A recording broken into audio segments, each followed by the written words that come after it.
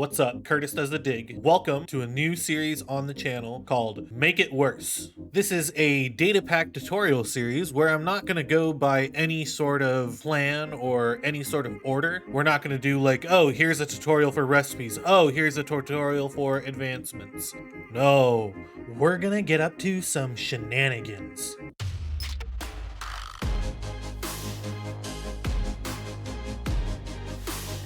And throughout the process, we're going to be doing it in survival mode and essentially just changing the world as we keep going through it. Yes, this is the spot. That's where I'm going to live, guys. Ooh, that one would also work, but I like this one more. Let's head on up to our new home. Oh, it's perfect. It'll be a perfect little home. I am going to be living in a cave for the time being. You will find out why soon enough. Alrighty, I have lit up the cave as best as I can for now, and it is currently raining, so I think now is a good time to start on the first data pack. For those of you that don't know, the lore of my character is supposed to be that I am a vampire. That's why I look like this, pale with red eyes. So I've developed a data pack that makes me take damage in the sunlight. Now there's no way to just trigger the player to be set on fire, so I did have to use set block for this. However, if I were to place down some string like this, or even have this button right here, as you can see, it's not lighting the path on fire. All it does is do the fire damage to me. And because it's fire damage, if I were to give myself fire resistance, I could actually walk out here no problem. And if I were to give myself fire protection armor, it'll also help protect me quite a bit. If I am to set the time to night, then I don't have to worry about anything. At that point, I am safe from harm. So with that being said, let's go over how to set it up yourself. Alrighty, let's go ahead and set up this data pack. So we're gonna go to our Minecraft saves and go to our file, go to our data packs. We're gonna go ahead and create a new folder and we'll call it Make It Worse _ data pack. And inside of that, we will create another folder, name it data, and create a new text document called pack. And then we are going to rename it and remove the .txt for text, and we're going to instead put MC meta. And yep, that is perfectly fine. Inside of the data folder, we're going to create two new folders, Minecraft with a lowercase m, and in this case, vampire. And that's pretty much it for now. That's the initial setup. Now, I'm not going to go over how to get all of the different tools that you actually need to work on this. I'm assuming that anybody watching this already knows how to open up a data pack with Visual Studio's code. And right from the get-go, let's go ahead and set up our pack.mc meta. So we're going to need those curly brackets. So we're going to do pack, and it automatically fills it in for us. We need pack _ format, and right now the pack format is 26.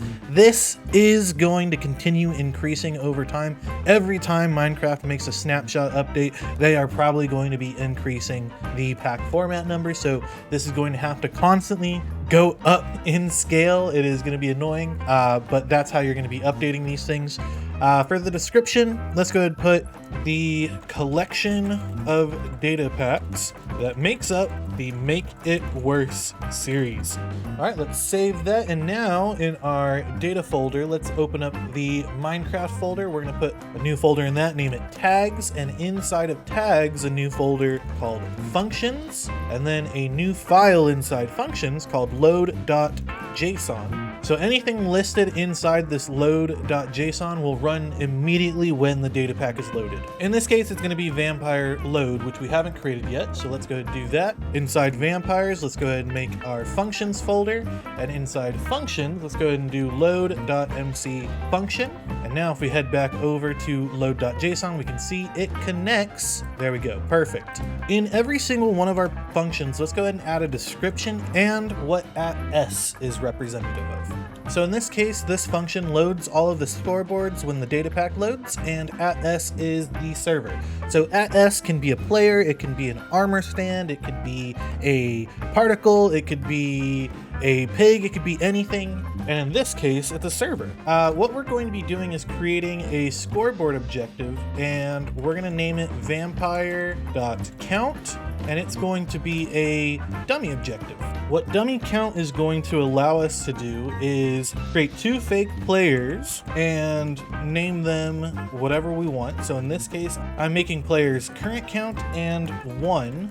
In our case, what we want current count to be is a count of how many blocks we have checked above the player. Because there is a build limit, we can only go up a certain amount. So this count is to let us know when we've reached that amount. It starts at 0 and it's going up to, I think, 384.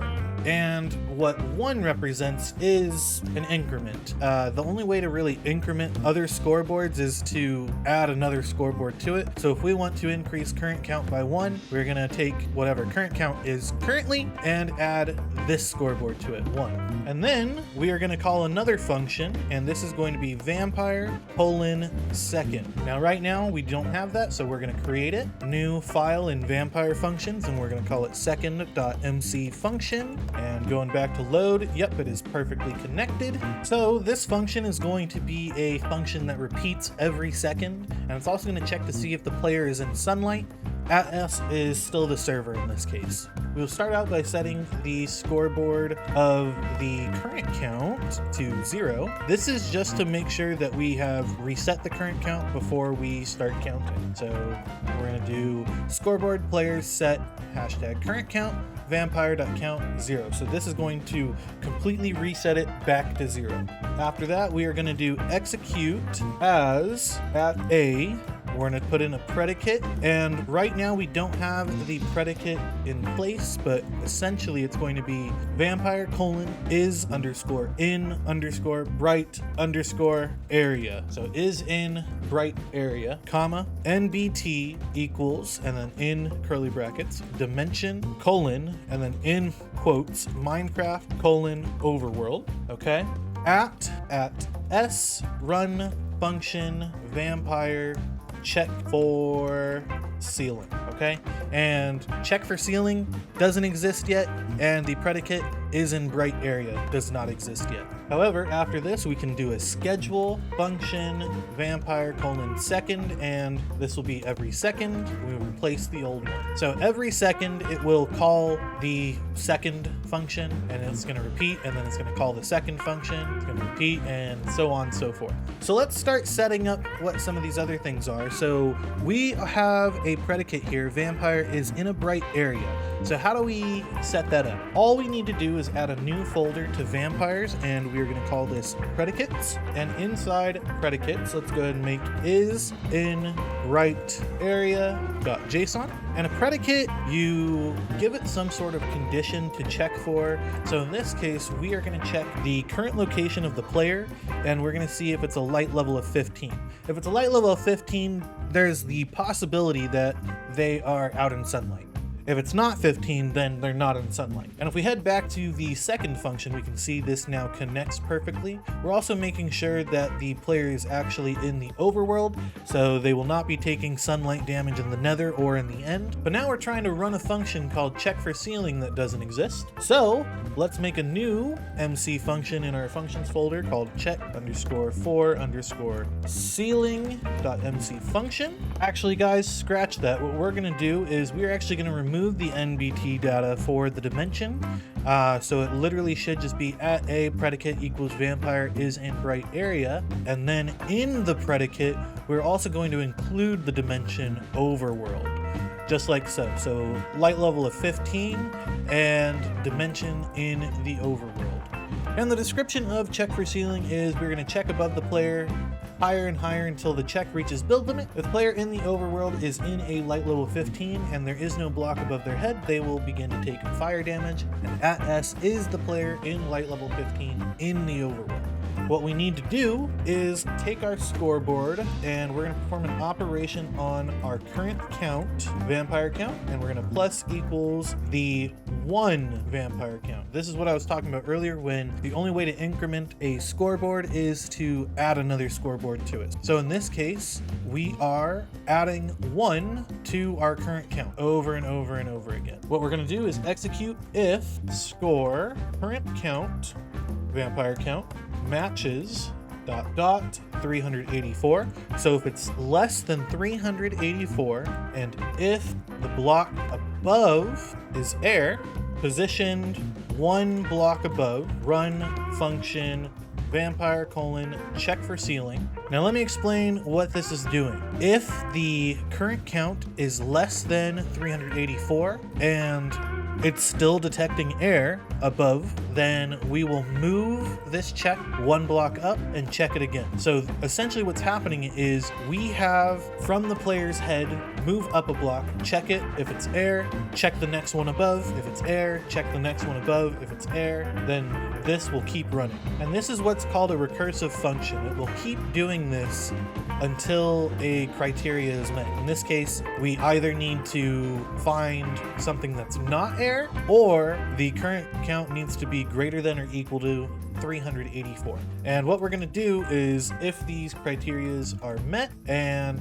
the current block is air, then we're going to go back to the player and we're going to run the function vampire : hurt vampire. And again, we don't have this function yet, so create a new file in our functions folder, hurt_vampire.mc function. The hurt_vampire.mc function will hurt the vampire and light them on fire. @s is the burning vampire. And what we're going to do is execute unless the entity @s, which is the player supposed to be hurt, nbt equals, and inside the curly brackets, active effects, square brackets, curly brackets, id, Minecraft, fire resistance. And then outside of that, what we're going to do is, if block is air, then we're going to run set block fire. Now, oh, right, set blocks gotta have the coordinates. Fire. So if I'm standing on a slab, nothing's gonna happen. I will still take fire damage from what I'm about to do next, but if it is air, it will actually light fire underneath. If the block is not air, let's say you're standing on a slab or you're standing on string or anything, we're just gonna do execute unless block right here is fire, run damage @s1 and on fire, just like so. All right, and here comes the scary part. Let's see if this thing actually works.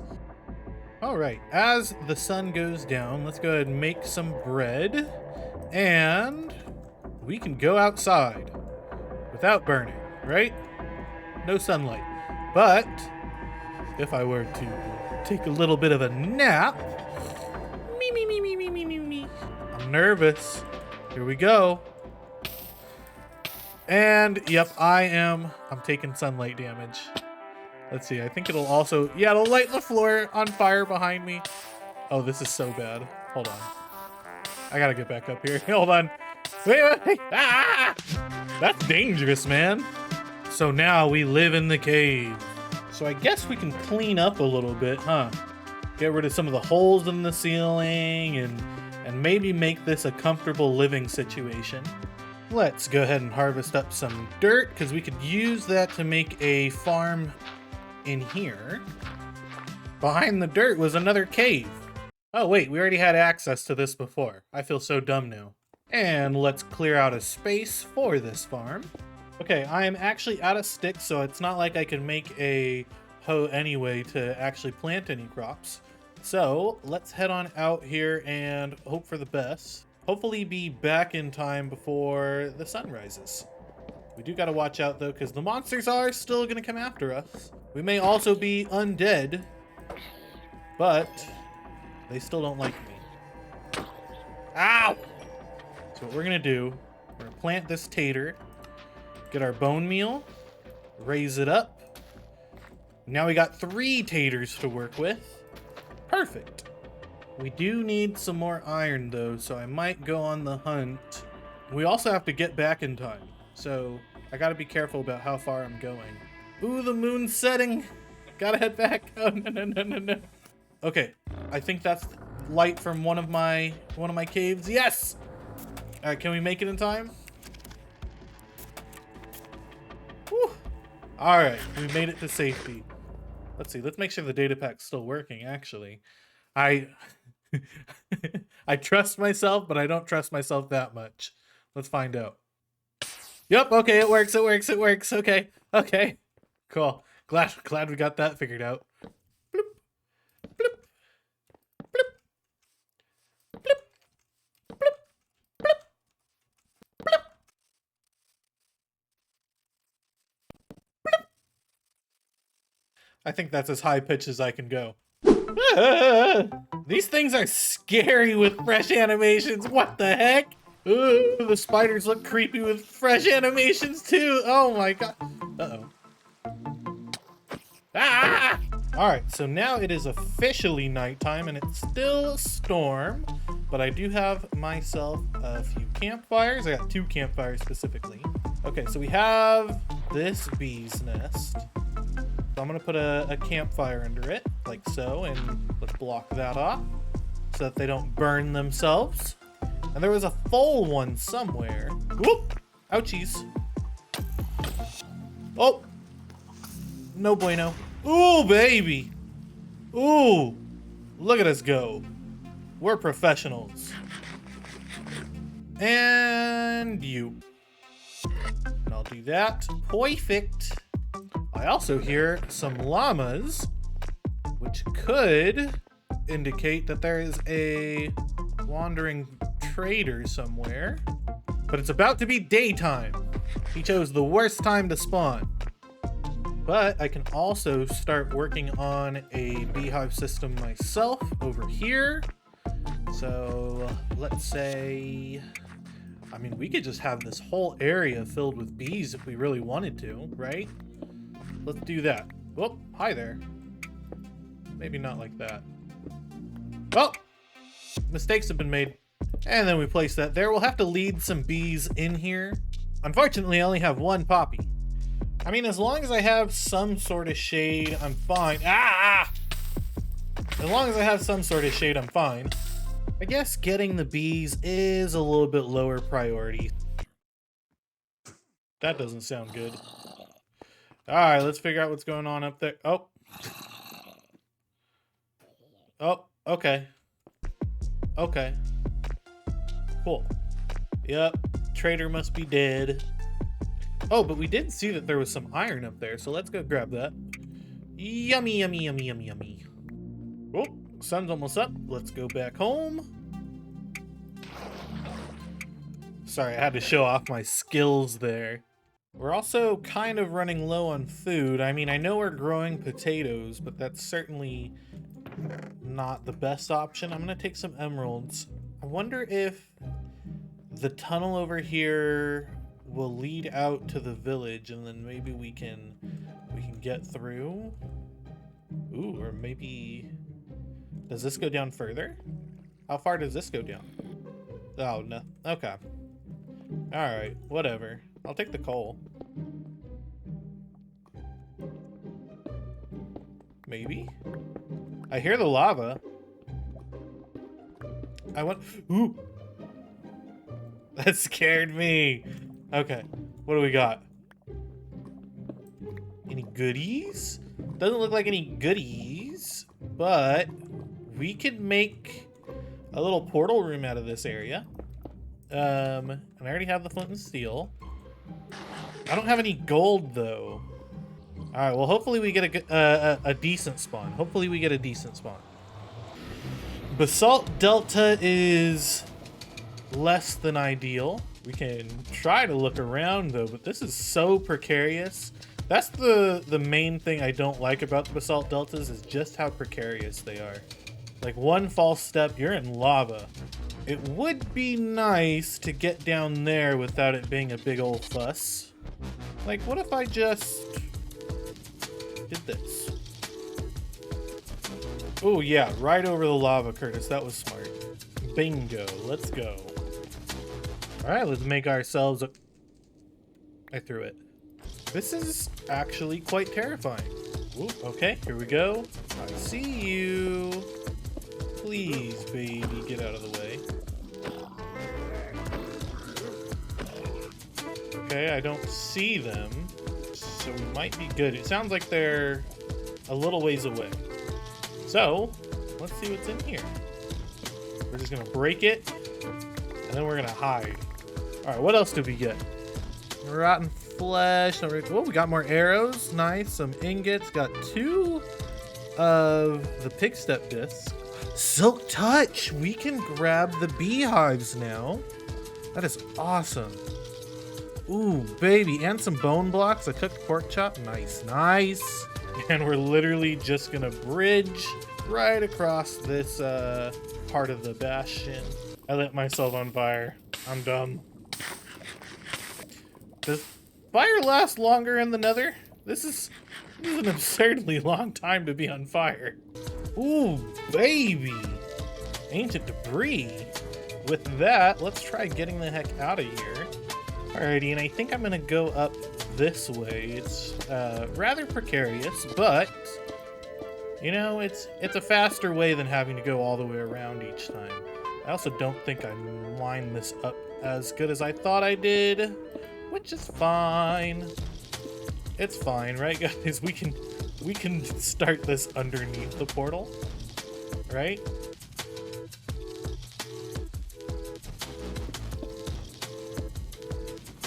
Let's do that. Oh, this is quite silly. All right, back home we go. All right, things are looking pretty good for us. I actually think that might be a decent place to call it for today. So in this video, we went over predicates, we went over the load tag, and then we went over how to use some scoreboard stuff to keep track of how many blocks above the player you have checked so far, and have made me take damage in the sunlight. It's raining. It's raining. I'm free. I'm free. When it's raining, I'm free, guys. Oh, it's perfect. It's wonderful. I'm dancing out here. Thank you guys so much for watching. I hope you guys enjoyed. Let me know what kind of data packs you want to see me make, because I could do some pretty interesting ones, I'm sure. We will continue to make it worse. Thank you guys so much for watching. I hope to see you guys in the next episode. Have a good one.